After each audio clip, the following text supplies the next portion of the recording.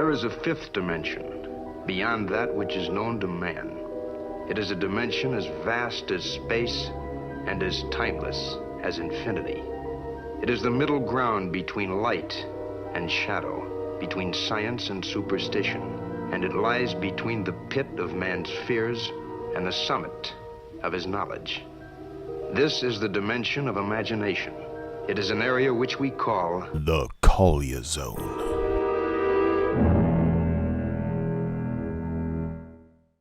Welcome back to Deep Discussions, Kaalia of the Vast, Season 2.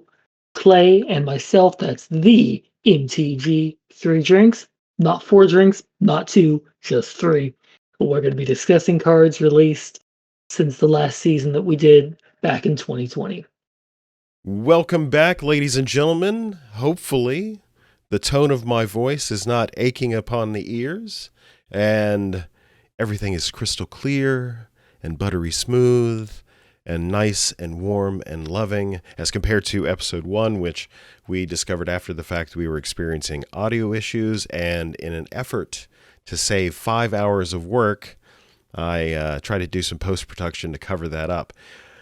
So instead of torturing you, is the word, with more of that, 3 Drinks and I decided to get back together and try to do this thing up again, maybe even add some other options we previously, you'll never know, you'll never hear them, but maybe add some options we didn't previously discuss. So with that, welcome, my friend and yours, the illustrious 3 Drinks. Say something, buddy. Hey, what it do? No, we're here talking about these Kaalia things, doing these angel, demon, draconic things. No Dragonstorm, because, yeah. Hashtag meme. Long story short, the math might exist, but no, we don't talk about Dragonstorm. No. Well, I think there's a Dragonstorm primer out there on the internet, right? So we don't. First rule of Dragonstorm. Okay, moving on. So I mean, actually, back right before the move from MTG Sally to MTG Nexus, I did have a Dragonstorm write-up as far as like how to sequence into a win, where like the math was there and it showed everything. Like you start with Scourge of Valkis, and then you do Lathlis, the Dragon Queen, because Scourge is the clock, right? So every time you have a dragon, you're going to hit someone for 1, and then 2, and then 3, etc. So you start with Scourge, then you do Lathlis, because that's going to make tokens of every dragon, so that's going to cut the clock in half. And basically, throughout the sequence, you wind up getting your dragons. The final one gets Dragon Lord Kolaghan, which gives all your guys haste. And then you swing out. Along the way, you got Udvara Hellkite, which is going to give one more iteration of triggers to pull off the Scourge of Valkis kill. So, like, the math is there. It works, but the functionality doesn't actually work because you devote so many resources and energy to the combo that you want to have to cut slots elsewhere. So you want to have like you need to hit fewer everything. interaction. Yeah, you need to hit everything in sequence. And as everybody knows, it's really difficult to do with 100 card singleton. Yeah, like, and even on the Dragonstorm itself, I mean, so you got Scourge is 1, Lathlis is 2, Udvara Hellkite somewhere in there is 3, Dragon Lord Kolaghan is 4. Assuming someone gets smarter or tries to interrupt the chain by taking out a key dragon, you have Bladewing the Risen to bring a key piece back, so that's 5. You know, we're up to at least a storm count 5 with a 9-mana storm spell we're trying to resolve in a deck that doesn't get to play freaking High Tide. Please, no emails or comments back that, well, actually, Bubbling Muck exists and that's the Black High Tide. I know. it, anyway, the functionality of it, like, Mm-hmm. it works, but it doesn't actually work. That's the R.I.P. Dragonstorm. yeah, unfortunate. Right. Like, Well, are you ready? I know the audience is ready. Last time we covered lands, and I think we did pretty good at that. We didn't get any feedback on what we missed, so obviously we were 100% perfect and covered every single one, right? Actually, there was some feedback that we got on that last episode, but then that individual found that their feedback or their critique was incorrect, and they've since withdrawn that particular critique. And so for it doesn't that, exist. Yes. We will not shame them. Good job, person, for interacting with us.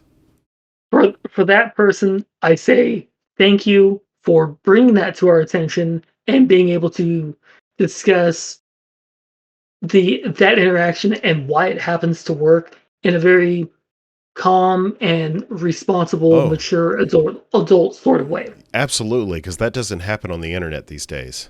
Exactly. That's why I was bless getting you, at that. praise you, dear Magic player. If we could copy you and replicate you, we would. Okay, here we are. The moment everybody's been waiting for through the Dragonstorm and all of that. So the first creature we're going to talk about, you're going to see it on your screen here momentarily, is one of the new dragons from Kamigawa Neo, whatever the set is. It's the newest set that came out like 3 weeks after the latest set, after the latest. Yeah, we were just talking about that in warm-up. So, Junji, the Midnight Sky, is a 5-costed 5/5 Flying Menace Dragon Spirit. When it dies, each opponent discards 2 cards and loses 2 life. Or you choose one, rather. The other option is put target non-dragon creature card from a graveyard onto the battlefield under your control. You lose 2 life. So, a couple of things that I see like right off the bat. It's 5-costed, 5/5, Flying Menace, so difficult to block. The discard in a commander game, well, at a full power commander game, isn't all that relevant. So that reanimate deal upon dying could serve your favor. What do you think about that? So yeah, I like that, it's got great stats for the mana value. I like having the reanimate, the fact that it's not even limited to non-legendary, like a lot of the newer reanimate spells, like for example, Persist was, I find that hitting non-dragon can kind of inhibit us, but if we're in Kaalia, what's the number one thing that we're trying to reanimate? I mean, besides Gristlebrand, because we can't play that. Right. So it sounds like number one thing is going to be Razaketh. Although, like, Kali is just trying to drop Razaketh on the board and then win that turn. So I guess that makes this new dragon backup in case someone tries to kill it. Or I guess another way to cheat it out if for some reason Kali isn't able to actually cheat Razaketh out. So I guess that's something. Well, also, like, think about from the perspective, like, not everybody... Okay, so keeping in mind that not everybody is the penultimate, like, frickin' tryhard that, we are, I try to remind myself that, some people might be playing like what's that? Fear, like they might be doing this like mini reanimation thing, and they're trying to string reanimation through all their creature types, in their Kaalia deck, and they're doing a mid to high power. That could work in this context, right? But you're absolutely correct from the fact that. If you're doing the uber competitive thing, like usually you're trying to get a Villas, you're trying to get a Razaketh, all of those. Oh, those are demons. Yes, I'm Too many D's, demons and dragons. Right. So okay, yeah. I am with you. I just ate. I promise you, the blood in my head is not in my head, it's in my stomach. So yeah, like this works. So yeah, Razakath, Villas, all non-dragon creatures. Okay, yeah. See, like what I see with that dragon, like speaking from a non-CDH perspective, because I don't really have a CDH meta that I can really jump into. So I look at a lot of high play stuff, and from there, the dragons is mostly what I'm trying to reanimate. Mm. You know, I'm trying to bring back like a Terror of the Peaks. I'm trying to bring back what's a great example? A Hellkite Tyrant, a Steel Hellkite for man. Good lord, Steel Hellkite is like 10 years old now, isn't it? Holy crap! Uh, I'm trying to bring back one of my favorite hidden gems, Rhyme Scale Dragon. You know, because though sometimes is relevant. Uh, so like, there's a lot of blocking that this does, but you know, people used to play Blade Wing the Risen, right? And which is return target dragon from the graveyard to the battlefield. So this is from like a flavor perspective, it's cool because it complements Blade Wing. So you have like Blade Wing brings this back, and this brings, you know, something else back with it. So it's got that little interaction with it. Like, I mean, honestly, I think this, you know, even though I've kind of spoken against it, I think what I've said here is against it. I think that this thing is a virtual slam dunk. Honestly, like I'd be happy playing it. I wouldn't bat an eye to see someone else playing it. But if you're playing like a dedicated combo deck, I don't see you ever tutoring for this card because, you know, when you're playing the dedicated combo Kaalia, you're gonna just chain through the rest of the deck to get your combo, right? So this thing doesn't have a place. But outside of the dedicated combo, you know, this thing should be a shoe-in, is from my perspective. Yeah, I mean it has a specific build restriction, so as long as you're catering to that need and satisfying that need, yeah, no issue. Like a 5/5 flyer with an additional evergreen attached to it, right? Yeah, I mean it's like by all rights, this should be a 7 mana card. I mean, even a 6 mana card, and it would still be good. You know, so. But hey, I mean, what are you gonna do? That's just power creep, right? You know. So really quickly, so yeah, okay, cool. I'm gonna put a check mark on the screen, seal of approval. We're gonna switch gears real quick to the one of the other because there's 3 in color, and this will be my. Oh, there we go. So. Okay, so the Dawn Sky. So AO, the Dawn Sky. So this is a 5-costed 5/4 flying vigilance. When it dies, because I think all these dragons in this cycle have dies triggers. Yep. Just like the original 5. Awesome. Yep. So when it dies, you're going to look at the top 7 cards of your library, put any number of non-land permanent cards with total mana value of 4 or less from among them onto the battlefield, put the rest on the bottom of your library in any order, or put 2+1+ counters on each permanent you control that's a creature or vehicle. So right out of the gate...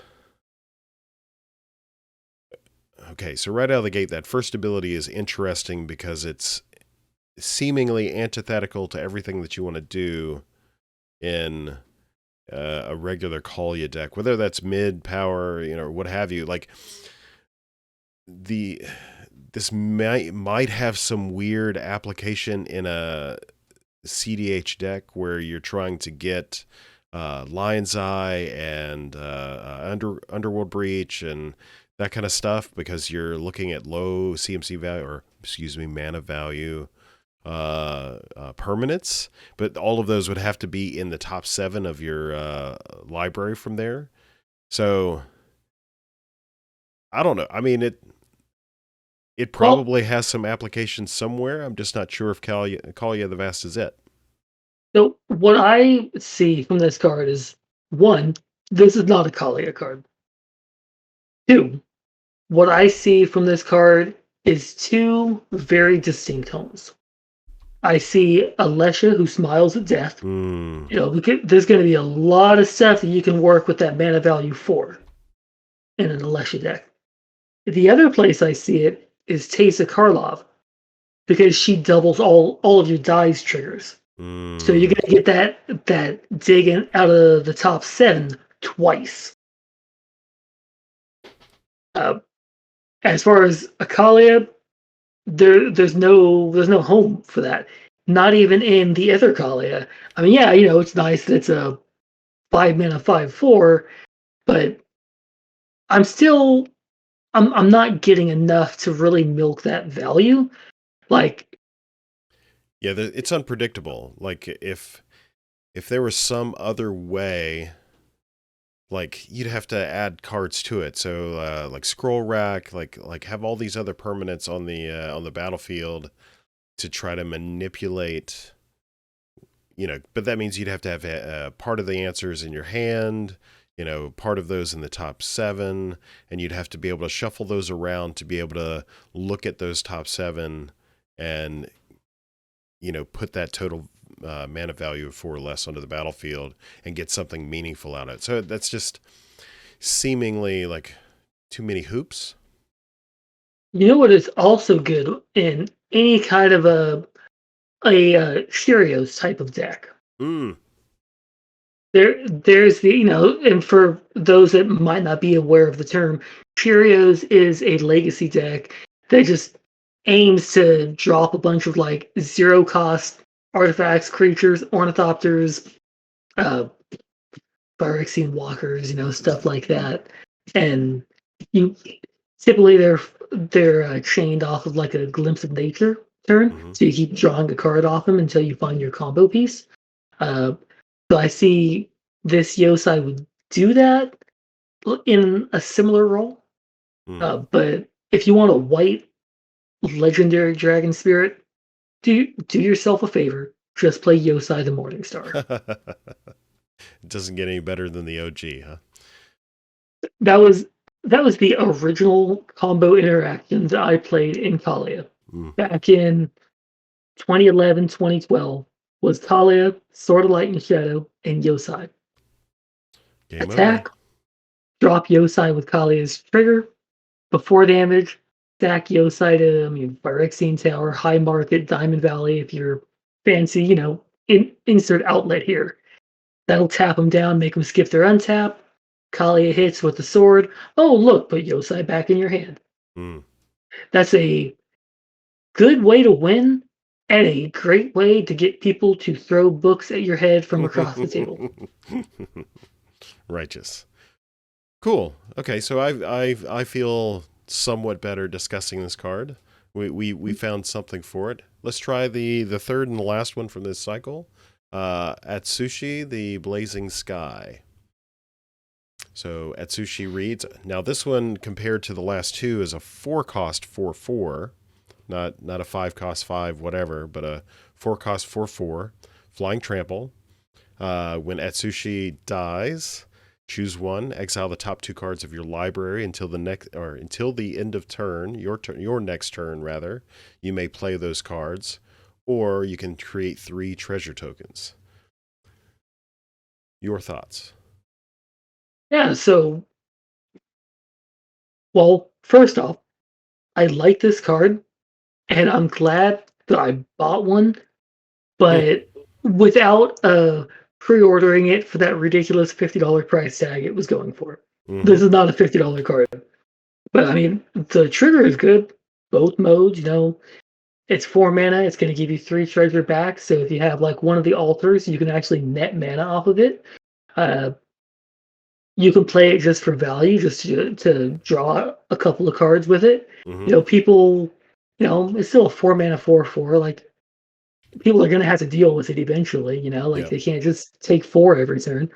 Uh, so I think this thing has a lot of applications to it, and unlike the black one, there's not really a lot of setup that you have to hit with it. It's just good on its own. And at four mana, it's totally castable. Obviously, because it's the same mana value Yeah. as Kaalia. Like, I mean, why wouldn't you play this card? Like, I kind of like it more in a. So I curate or have been curating for the last few years now, a Ur-Dragon deck that I've looked at this card for because it provides a couple of options that are relevant there, like where I'm trying to increase my card draw, or, some sort of card advantage or selection, or allow myself to get some tokens to ramp into some other larger beast. So I kind of see it more in that. So yeah, I kind of see Atsushi in more of that vein than a Kaalia card. Although I can see, like the black one, like previously stated on the black one, if somebody played this across the table from me at some mid, high power game, I don't think I'd blink at it too much, one other thing I will point out with this card is that the fact that it makes 3 treasure tokens means that I'm very apt to consider this if I'm, say, doing a Goblin Welder style of strategy, or if I'm on like Indomitable Creativity, which I guess that card is kind of becoming a fringe modern deck. So it does give you a bunch of extra targets, and Kaalia at her core is a sneak attack deck, so that would make sense. I think that'd be super sweet to see. Uh, Like I know for sure because aside from Kaalia, I also play Mono Red in Commander, and there's absolutely no reason I would not play that card in this Mono Red deck. No reason whatsoever.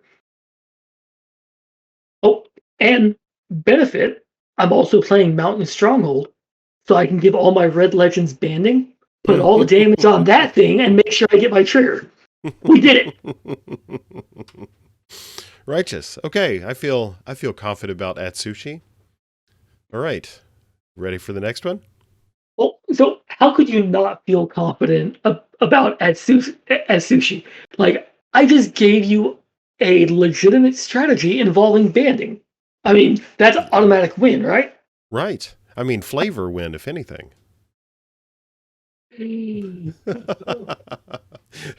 There's people out there rolling their eyes at banding. I'm with you. Okay, here we go. Banding is overpowered. Yes. Okay, number next. Piru the Volatile. Now, having already talked about this card in some context, I know that you have a particular set of experiences with this card. So just for those who are listening and can't see the screen, or the screen's too small on their phone, Piru is a 1, 2, 3, 4, 5, mana, 6, 7/7. and 8 mana. So that's black, white, red, 2. It's 7, It's exactly like the Elder Dragons from Legends. Because it's an Elder Dragon from, Modern Horizons. Modern Horizons 2. So flying lifelink has that old style clause of, at the beginning of your upkeep, sacrifice Piru the Volatile unless you pay red, white, or black, and black rather, so all 3. And then when it dies, it deals 7 damage to each non-legendary creature. Sweet. So board wipe on a stick. So there's a few cards that something like this is going to compete with, and it's going to come up short compared to these cards every single time. Because if he's just going to beat face, you just have an 8 mana 7/7. Granted, with lifelink, so you really can't race that. But the fact that without a sack outlet, you're going to have to wait for a whole turn to kill it and then get the trigger, which means that people know what's happening, right? Like they see what you're planning to do and they're going to react accordingly.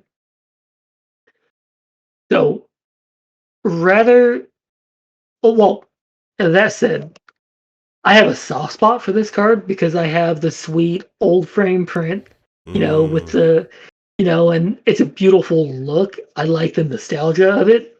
But as a card, the immediate cards that stick out that are better than this card. One is my old standout Thundermaw Hellkite. Comes down, deals 1 to all creatures your opponents control with flying, taps those creatures. I always played it because 5 mana, it's got haste, so it's a fantastic post Kaalia play because you play Kaalia, and if they still have a blocker in the way, you slam down the dragon, clear the skies, and then you get Kaalia in there safely. The next things is going to be Balefire Dragon. That's the obvious elephant in the room. When it hits, it's going to deal 6 to all the creatures that person controls. And if they block it, I mean, Balefire is probably going to win anyway. And so you're going to kill whatever the hell you're trying to kill anyway. So the last one is a little bit old, and I've kind of seen people start to drift away from it, but it's Scourge of Kerr Ridges from Future Sight. 6 mana, 8/8, or my bad, 8 mana, 6/6, has a Pyroclasm at will ability, and it has a massive Inferno built into it that hits all the creatures except for itself. Which is, I mean, it's it's going to deal 6 to everything except itself. So that's as good as a wipe. Like, if you're activating that and there's something that's not going to die to 6 damage, activating that probably wasn't the right play in the first place. Right. So these are all going to be better than Piru. Piru does have the lifelink thing going on, so you gain a whole shit ton of life. Sometimes that's relevant because there's people that win with like non-infinite combat or ways that don't deal an arbitrarily large amount of damage. But most of the time, like, not only are these other dragons going to be more efficient at it, but there's still things like Vault of the Archangel, which is a land that's going to give your creatures lifelink and death touch. I didn't even consider the lifelink aspect of it. Yeah.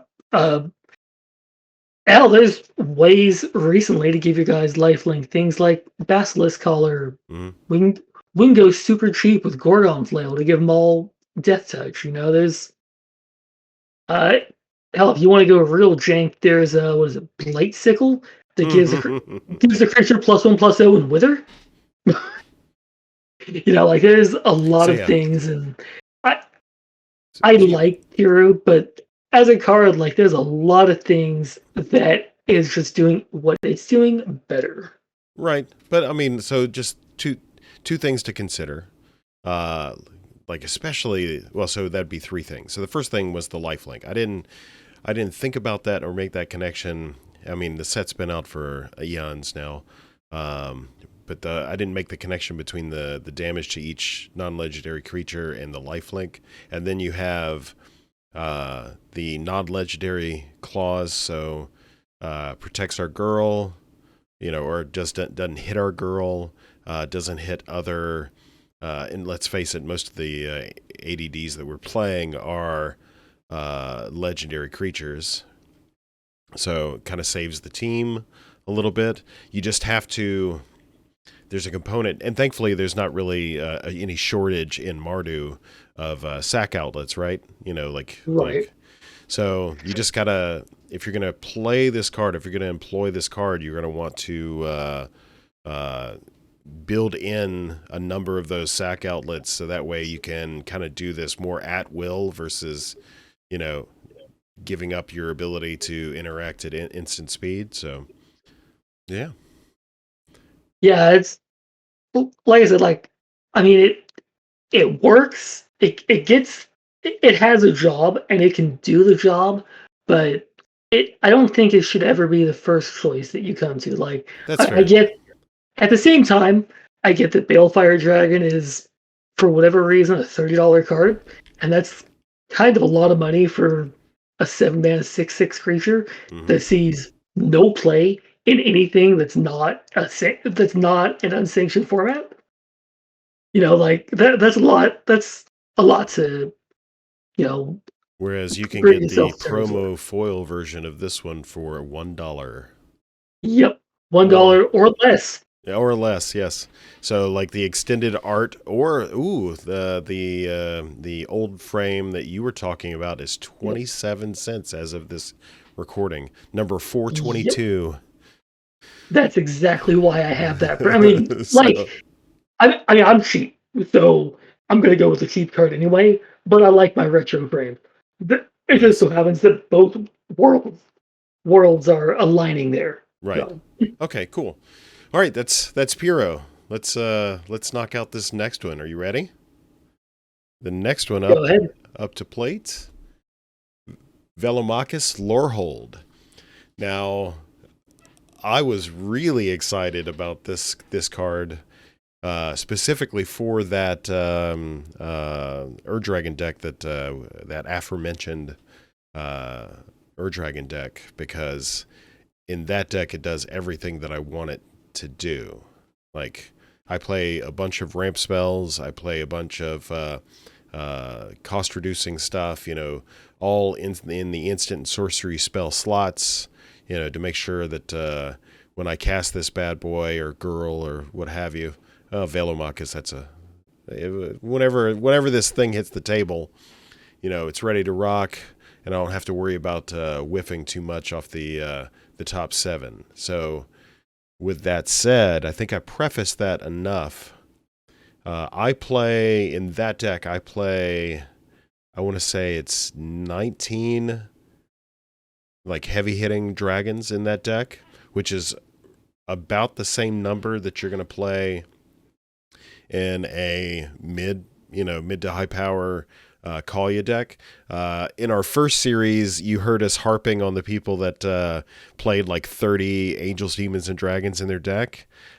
Even though we've become a little bit softer to the needs of the casual mind and stuff like that, please do not play 30 angels, dragons, and demons in your deck. Or at least, if you're going to play that many, stick around for a future episode, and I have just the deck for you. Oh, yeah. Okay, so for Kaalia of the Vast, please do not play. I think Three Drinks and I have proven in our 28 years of covering Kaalia the Vast, that's a made-up number. I think we've proven, though, without a doubt. I think when I was playing 1v1, I think I had 17 or 18 Angels, Dragons, Demons in the deck, and I just had enough card advantage and selection that it was never a problem. It was never a problem. And even then, there's so many. Like, back then, we just had Sign in Blood and Night's Whisper. And we were using, what was the exile from pay X, exile number of cards from your graveyard, instant speed?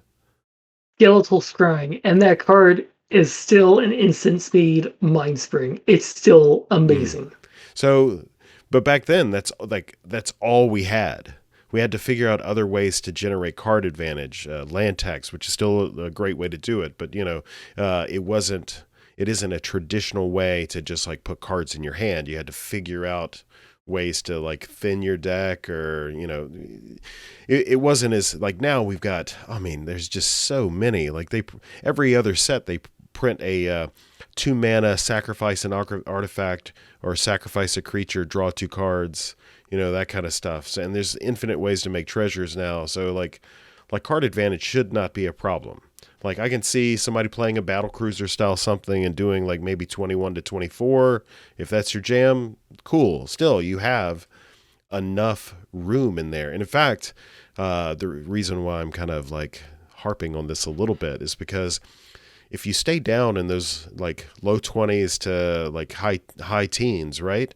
You're going to have that instant and sorcery spell density that makes this card worthwhile in a Kaalia build that's suited to it. I don't know if it goes into, and Drinks will confirm this, I don't think it goes in every one, but there's definitely a space out there where somebody's trying to cast a big dragon and every turn cast a removal spell for free, right?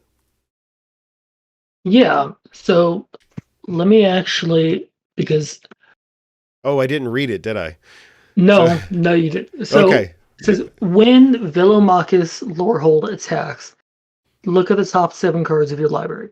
You may cast an instant or sorcerer with mana value less than or equal to its power from among them without paying its mana cost.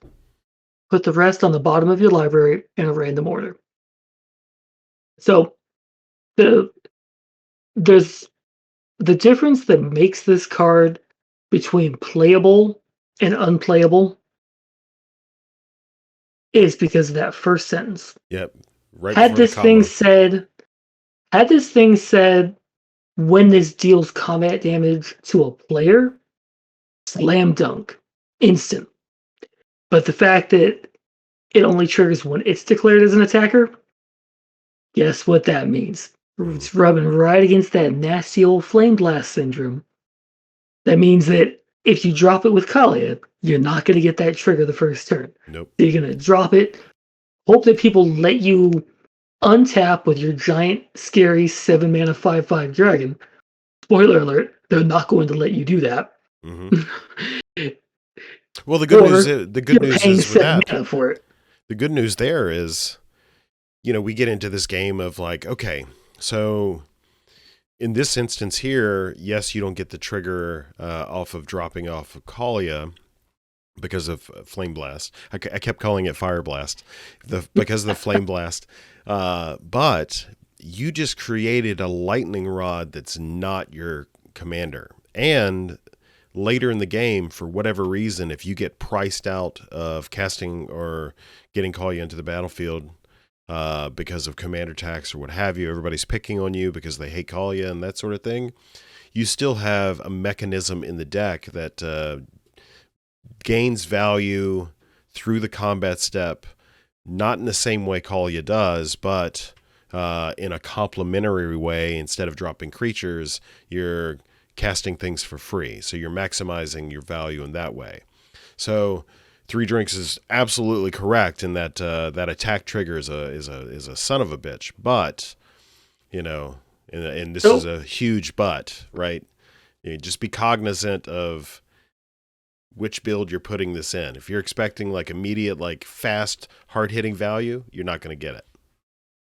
So what I keep coming back to when I'm looking at that dragon, if I want the immediate value, 10 times out of 10 times, I would slot Dream Pillager at the same mana value that actually says when it deals combat damage to a player, exile that many cards from the top of your library. Until end of turn, you may cast spells from among the exiled cards.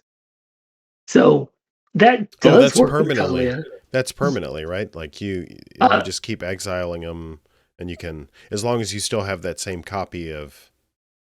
Until end of turn, you may cast spells from among those exiled cards. Until end of turn, okay. Yeah.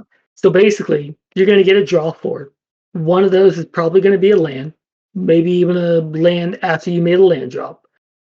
You might get a business spell, but that's going to clear 4 spells off the top of your library that you might not have even cared about anyway.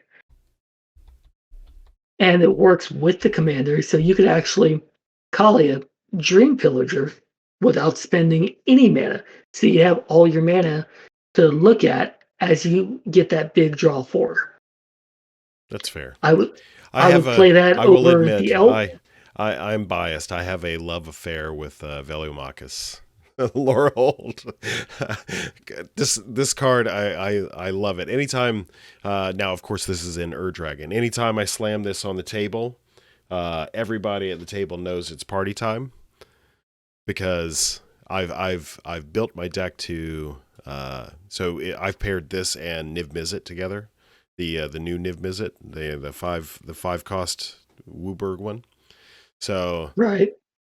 So yeah, my Ur-Dragon is ready to rock. So like this is one of those cards that I just love it every time it's in my hand. So I have a love affair, and I'm not ashamed to admit it. But yes, getting back to it, Drake said, probably if you're looking for this type of effect, would you say Dream Pillager? Is that what it is? Yes, Dream Pillager. And that goes especially double for the people that are still playing Dragon Mage in 2022. Like, there's so many options for cards these days. Are we really gonna go and let everyone else draw 7 cards just so we can get in there with our 7 mana 5/5? Like, Dream Pillager is literally the same mana value for a 4/4 versus a 5/5 that's completely asymmetrical. Like, I mean, come on. Now, granted, I don't actually play Dream Pillager myself because I feel I have strong enough card advantage within the deck. It's an option, right? You know, if yes, you're looking, it's an option for that effect. Yes, if I was looking for that effect, I would totally play this card. Totally. You know, because again, like, even if you don't use all 4 cards, that's 4 cards that if you're not using them, you likely don't care about them. That's 4 cards you moved off the top of the deck so you can draw something you actually care about. Yep. Righteous. You know? All right. Bellermachus, until the next time, my friend, are you ready for the next one? Let's go. All right. Burning Rune Demon. So in the previous recording, if we're honest, we actually missed this card, and I have no idea why we did. But, you know, we're human. Forgive us. And also, like, to that point, to that point, we set up a complaint department, and if we missed your favorite card or didn't mention something, or if the commentary we're providing is like, you know, that's stupid, please go to the Kaalia server and put in the @ symbol, the MTG3 drinks, type in your complaint, and he will answer it as quickly as possible. No, don't ping 3 drinks. It's funny because as you say that, I'm rolling my eyes, but at the same time, as you say that, I'm nodding my head like, yeah. If you at me, I'm gonna get to it, because like I don't have notifications on in that server unless I'm being pinged directly, and if I get pinged, I'm gonna be there to answer it. Righteous. Okay, so I'll do my due diligence and I'll read the damn thing this time. So, Burning Rune Demon is a 4 mana cost flying 6/6 demon berserker. I don't know if that makes a difference, but when it says when Burning Rune Demon enters the battlefield, you may search your library for exactly 2 cards not named Burning Rune Demon that have different names. If you do, which is perfect for Commander, right? If you do, reveal those cards, an opponent chooses one of them, put the chosen card into your hand and the other into your graveyard, then shuffle your library. Now, this is a direct comparison to Gifts Ungiven. Gifts Ungiven or Runescar Demon, right? Not Runescar. Runescar is Demonic Tutor. Like, this is going to be closest to Gifts Ungiven or Intuition. Or I guess Fact or Fiction in a way. Just lesser cards. Yes. So right off the bat, so Runescar Demon, like, to cover that real quick. Okay, so Runescar Demon goes to get one very specific cards. The reason why, or the arguments I've heard for not playing this one over that one, especially in a CDH context, is that the opponent gets to choose. And my God, does MTG's players, like, do they hate when opponents get to choose stuff? But what if their choice didn't matter? So I'm actually going to go out on a limb here. Oh, here we go. I'm going to say Hold Burning on. Rune I'm Demon. gonna hit the train. Choo choo! All aboard! All right, go ahead, buddy. So I'm going to go out on a limb here, and I'm going to say Burning Rune Demon and Runescar Demon. These are not the same. These are not doing the same role. One of these is a second copy of Demonic Tutor. Okay. Mm-hmm. If you want to play the other, you don't cut one to put the other in because they don't do the same thing. Burning Rune Demon has a very specific thing he does.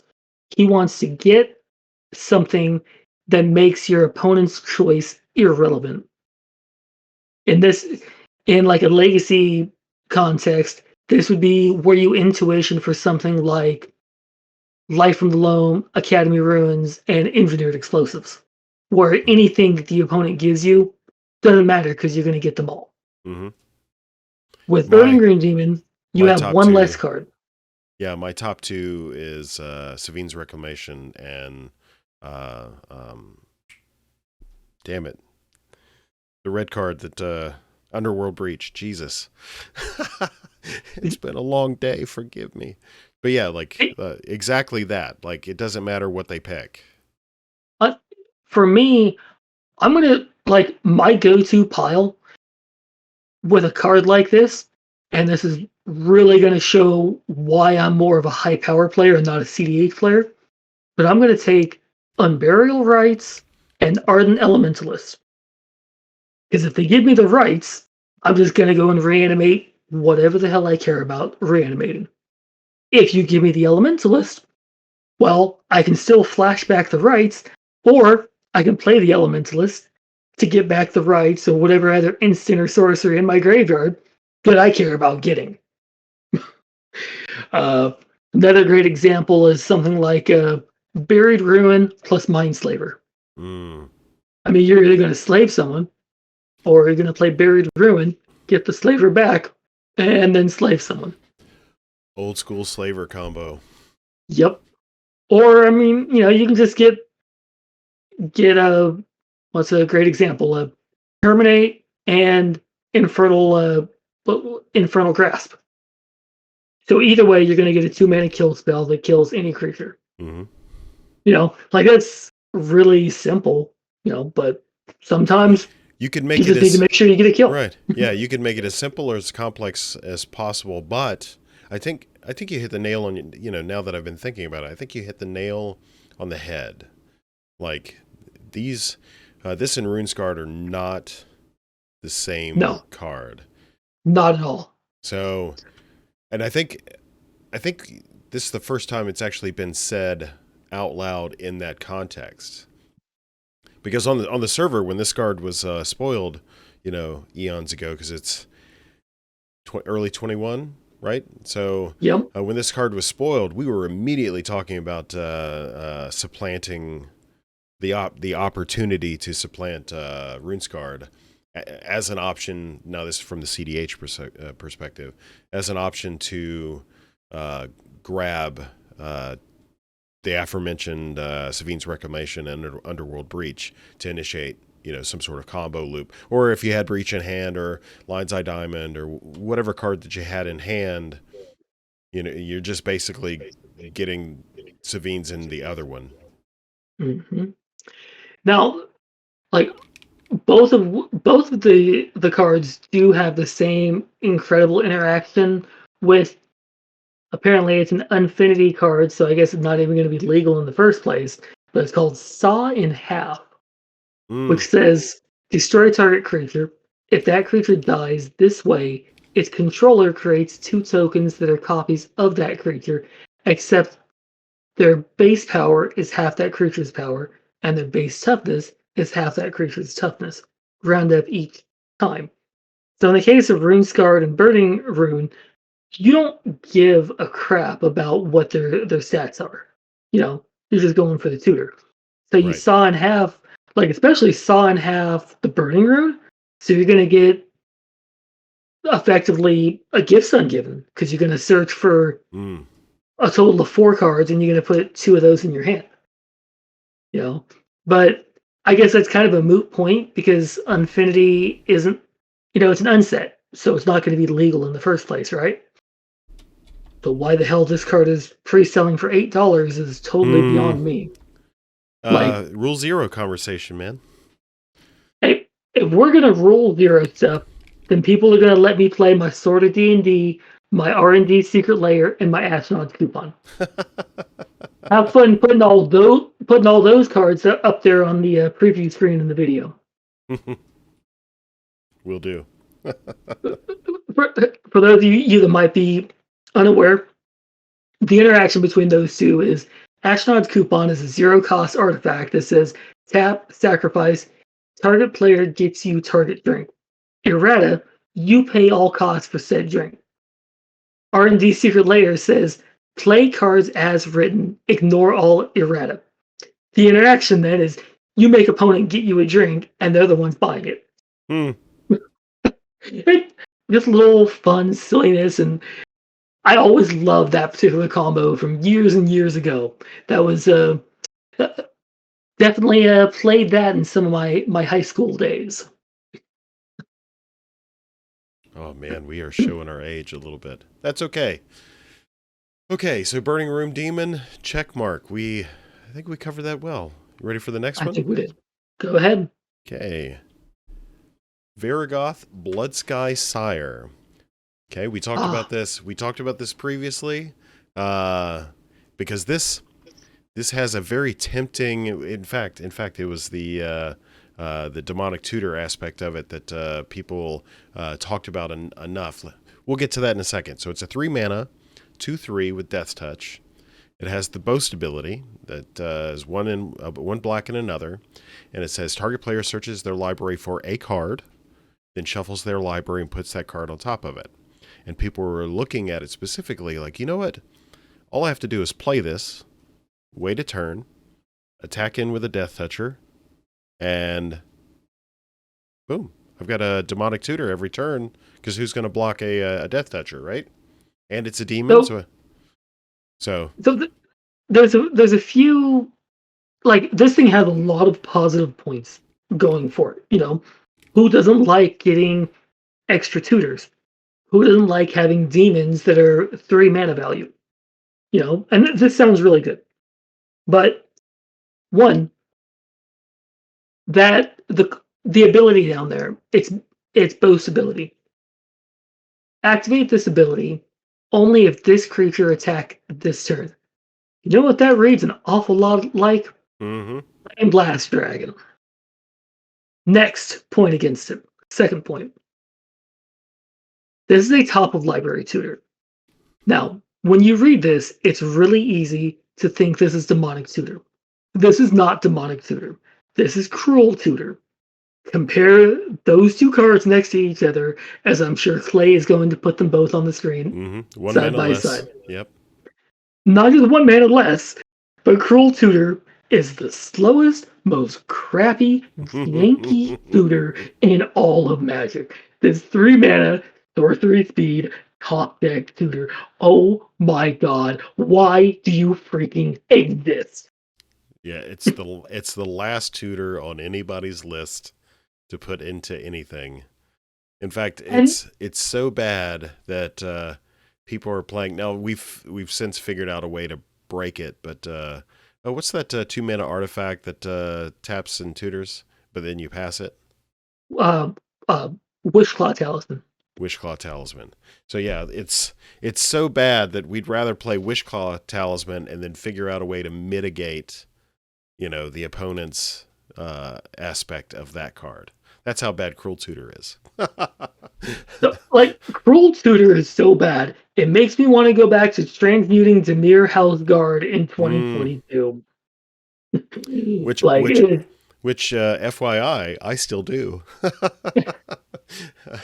Pauper Commander, baby. Cruel Tutor is so bad, it makes me want to go back. Oh my god, I just had the card. It makes me want to go back to playing Beseech the fucking Queen. Ooh. 3 black or 6 CMC. 6 3 black are often Diabolic Tutor mana, which is the gold standard for crap tutors. That makes you have to reveal And it can't even get cards with mana value higher than the number of lands you have in play. Seriously.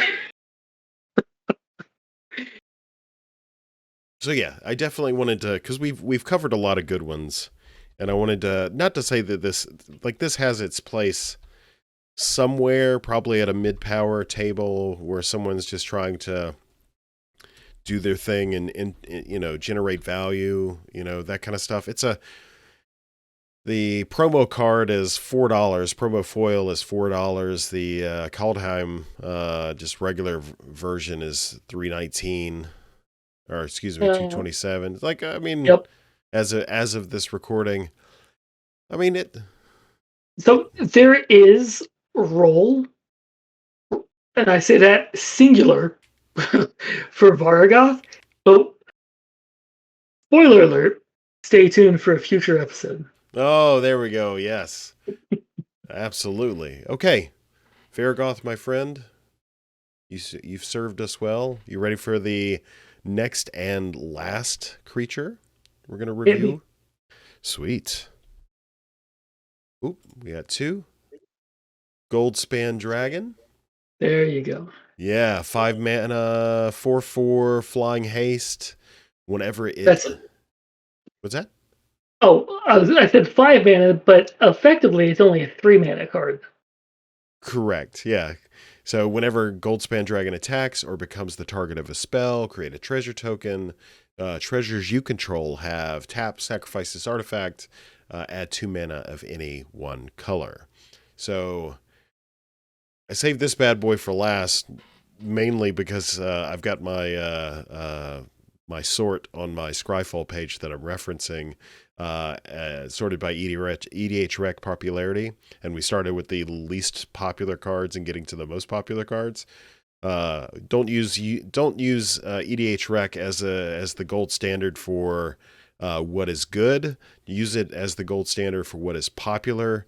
There is some light correlation between popularity and good, but also remember EDH is a fan format, doing jank stuff and what have you. So sometimes janky stuff is popular. This is not the case with this card. I would in a high power Kaalia shell, I would absolutely jam this card. High, mid, whatever, jam this. It's in my Dragon. I got the special, awesome, $35 full art print, an extended art print. So love this card. Okay, yeah, that was easy. Yeah, I mean, Goldspan, and you need to have a really firm reason for why you're not playing this card. In my case, it's because I play Kaalia stacks instead of combo, and I play Null Rod.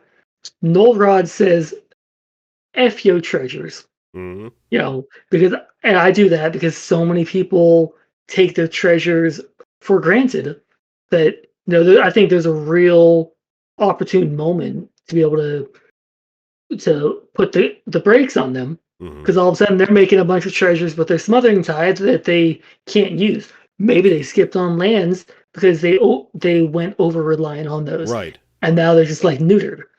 Well, everybody's playing Dockside. Everybody's playing Smothering Tide. Everybody's playing, and now they're making instance and sorcery spells that add treasures. Like treasures are everywhere. So it's weird how that's not necessarily weird. It's actually predictable if you've been watching Magic power creep over the last 20 years. Like they're leaning really heavily into this treasure thing, and it's not going anywhere. They're just going to keep adding. The only reason why they're leaning so hard into it is because this is how they're justifying giving ramp to colors that aren't green. The problem is they're giving the treasures to green as well. Too. What's that green dragon that whenever it does damage, you get that many treasures? Do not get me started on old Gnawbone and how that should be read. Do not get me started. And he's even an on damage trigger, not a frickin' Flame Blast Syndrome. Why couldn't that be red? Honestly, why is green, the color that hates artifacts, getting the cool dragon that makes artifacts? The way that it goes. Meanwhile, what did red get to compensate? Red gets frickin' Gadget. Oh god, who brought Gadget the Crown Scourge now? So yeah, needless to say, I mean, Goldspan is not played in CDH because you need abilities that you're able to interact that aren't combat-based abilities, right? So this doesn't kind of meet the mark for that role in CDH, but like every other Angels, Dragons, Demons deck that can fit this should fit this, because it's value with a W, right? It's that wow you. So there's actually another card that I want to talk about. Ooh. I know that you didn't have this on the list, but I use this a lot in mono red for obvious reasons, and I think it actually has use elsewhere. Is And this that is this a newer card? Yes. Okay, give me the name. The card in question is Leyline Tyrant. Leyline Tyrant. It is a 4-mana 4/4 that says red mana does not empty from your mana pool at the end of each phase and step. Then it says when Leyline Tyrant leaves the battlefield, you may pay any amount of red mana. If you do, it deals X to target creature or player. Or I guess current templating would be to any target because you could hit walkers with it. Mm-hmm. So you have a red version of Omnath Locus of Mana that turns into a giant suicide bomb when it dies. Because, I mean, it's a dragon that stores mana. It's going to die. Mm-hmm. So, as I said earlier, I have a mono red commander deck. So, of course, it's got obvious playability to me, but I don't see this card pop up so much, and there's no reason this card should not be popping up as frequently as it is. This card is really good. And like there's no downside because when it dies, you pay any amount of red. What is this thing storing? Red. Mm-hmm. So any of that mana that you had isn't going to get wasted because it's going to go to like lava spike someone's face, you know? So you're just end of turn dumping it into exactly. dragon, and that's the thing. It's a bank. So even if you don't use it for the damage output of this dragon, you can use it to bank up a whole bunch of red for, Dragon Storm. Yeah. There we go. What a jerk. We did it. We did it. Oh my God. Righteous. Okay. So I think that's, now there are some special ones that I'm seeing on this list that we're not going to talk about now. We're going to talk about in a future episode, one being Sign of Draco, but we'll wait. That guy. That guy, yes. So that's coming up in a future episode. Hint, hint. So I think there's, needless to say, there's a bunch more creatures that have come out. Timeless Dragon. Let's see, just kind of looking through like Jesus, like Black Dragon, White Dragon. Yeah, like there's all kinds of like interesting air quotes cards that have come out. Whether or not they make the Kaalia cut, whether that's Kaalia the Vast or Zenith Seeker, to be determined. Like I said, we'll talk about some of these at a later time in the last episode of this series. There's one more that I'm gonna throw this out just because I want Clay to go and put this up on the screen for you guys, because no one remembers this, rightfully so, because it was never in a set. But it's one of the coolest dragons that I am so glad I bought one, even though I haven't actually played it. Mm-hmm. It is a Nalatini dragon. Nalatthni. Okay, dragon. so Nalatthni.